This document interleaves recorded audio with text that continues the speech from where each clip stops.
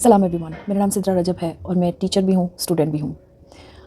औरत की हट धर्मी पर बात करना बहुत रिस्पॉन्सिबिलिटी की बात है, क्योंकि मैं खुद एक औरत हूँ।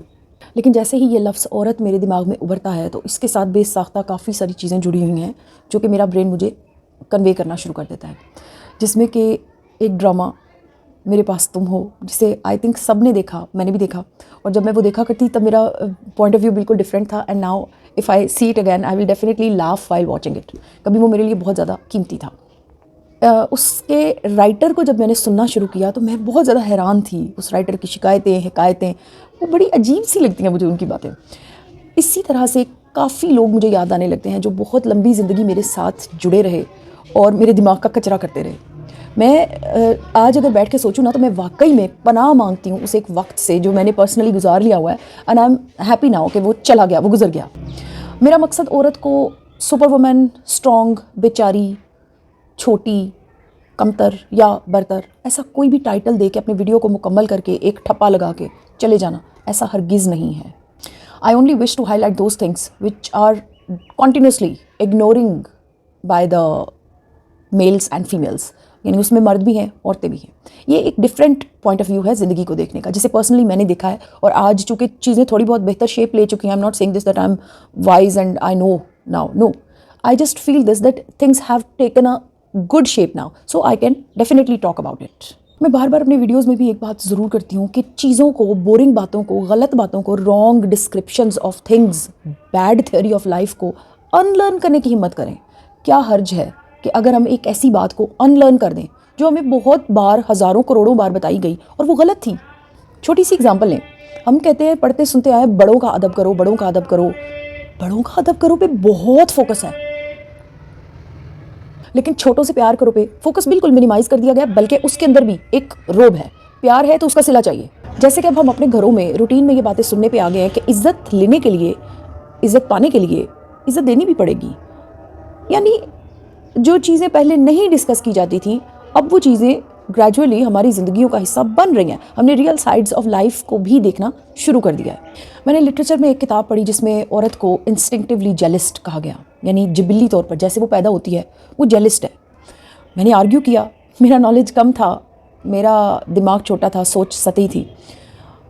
वक्त ने साबित किया, मैंने ऑब्ज़र्व किया, इन्फॉर्मेशन ने, नॉलेज ने थोड़ा बहुत हिट किया तो समझ आया कि ये सारी सिचुएशन तो बड़ी ज़ख्मी है।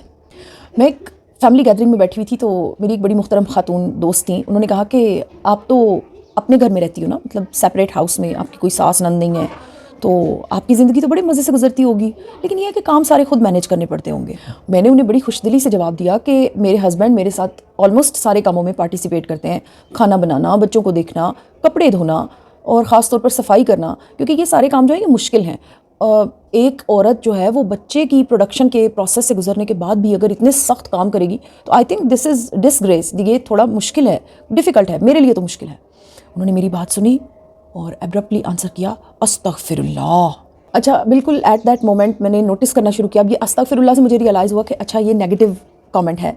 और जैसे ही मैंने देखा तो कोहनियाँ मार रही थी एक दूसरे को, मतलब एक दूसरे को इशारे शुरू हो चुके थे। वो ख़वातीन जो आप इसमें एक दूसरे से बात भी करना गवारा नहीं करती, वो भी बड़ी खुशी से एक राय जो है वो साइलेंस में कन्वे कर रही थी एक दूसरे तक। मैंने वक्त को गनीमत जाना, मैंने उसी वक्त एक कमेंट पास किया। मैंने कहा कि अल्लाह करे हर बेटी को, आप सब की भी बेटियां हैं, हर बेटी को ऐसा ही दामाद मिले जो आपकी बेटी के साथ काम करवाए। और सब ने आवाज़ बुलंद करके कहा आमीन।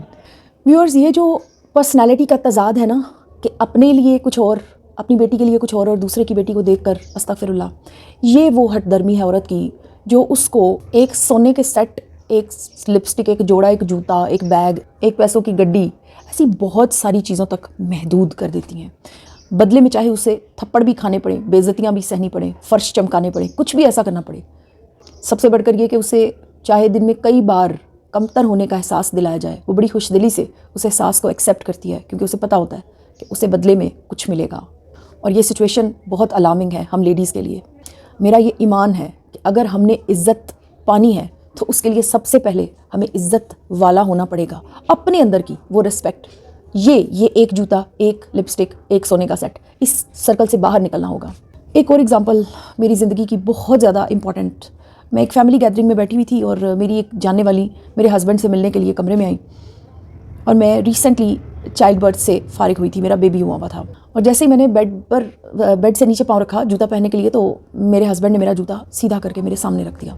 इस बात पर इतना महाज खड़ा हुआ because we lived in a joint family. और जैसे ही मैंने ये रियलाइज़ किया, मुझे एक ग्राउंड मिल गया। मुझे नज़र आया कि इस मकाम पर, इस पॉइंट पर मुझे मज़ीद हिट करना होगा, मज़ीद सीरियसनेस के साथ, मज़ीद रिस्पॉन्सिबिलिटी के साथ। हम औरतें अपने फादर, अपने ब्रदर, अपने हस्बैंड, अपने बेटे, अपनी बेटी, अपने साथ जुड़े हुए हर लड़के लड़की को ट्रेन करते हैं, माने या ना माने, लेकिन हम ही अपना लेवल उनको बताते हैं, हम ही अपना आप उन तक ट्रांसफ़र कर रहे होते हैं। वो जो भी सलूक हमारे साथ कर रहे होते हैं, हमारी रिस्पेक्ट के लेवल के अकॉर्डिंग कर रहे होते हैं। So I struggled hard. I told my father the difference of my mother's and my life. I told him that there was a difference. मैंने अपनी अम्मी को बहुत काम करते हुए देखा, बहुत ज़्यादा, एक आम औरत से कहीं ज़्यादा। So I decided something for myself that I'm not going to do the same as my mother is doing. आज भी मेरी जंग कहीं पे भी कपड़ा, जूता, जेवर, बस्ता, ये लग्जरी वो लग्जरी नहीं है। My priority is respect. मेरा कोई राग नहीं है जिसमें मैं इक्वालिटी के लिए फ़ाइट करूँ। ये इक्वालिटी का हिसाब ही कहाँ से शुरू हो गया? क्योंकि हमने चांस दिया, हम लोगों ने हाथ ऐसे किए हुए हैं, हम औरतों ने। Why don't we think of earning? किसी भी छोटी ट्रिवियल डिमांड पर हमारा रिश्ता बेस हरगिज़ नहीं करना चाहिए। एक लड़की को, एक बच्ची को बहुत बचपन से अपने स्टैंडर्ड्स को बिल्डअप करने से रोका जाता है।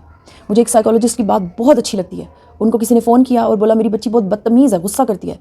उन्होंने कहा उसमें गुस्सा रहने दीजिए, उसे नो बोलने की आदत पड़े।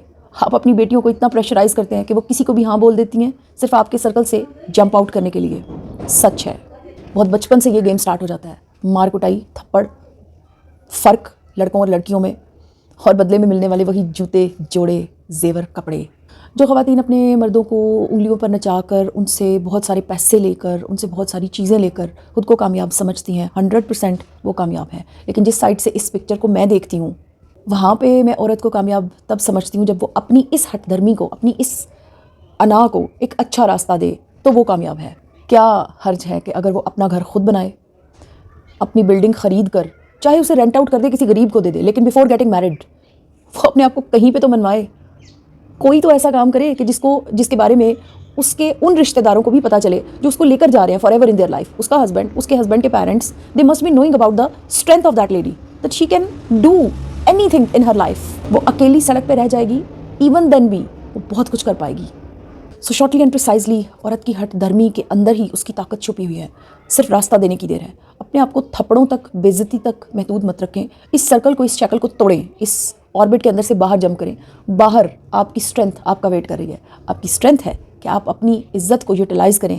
आपका हाथ ऐसे नहीं होना चाहिए, आपका हाथ ऐसे होना चाहिए। ग्रिपिंग, कंपेनियनशिप, बैगिंग नहीं कि मुझे ये दिला दो, मुझे वो दिला दो, मुझे ऐसे दे दो, मुझे वैसे दे दो।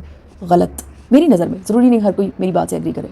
मैं औरत को कामयाब तब समझती हूँ जब उसका नाम, उसकी पहचान उसके सर्कल के अंदर मौजूद हो। उसकी सेल्फ मेड होने पर मैं उसको ताकतवर समझती हूँ। आपने अपने कीमती वक्त में से वक्त निकाल कर मेरा वीडियो देखा, थैंक यू सो मच। अल्लाह हाफ़िज़।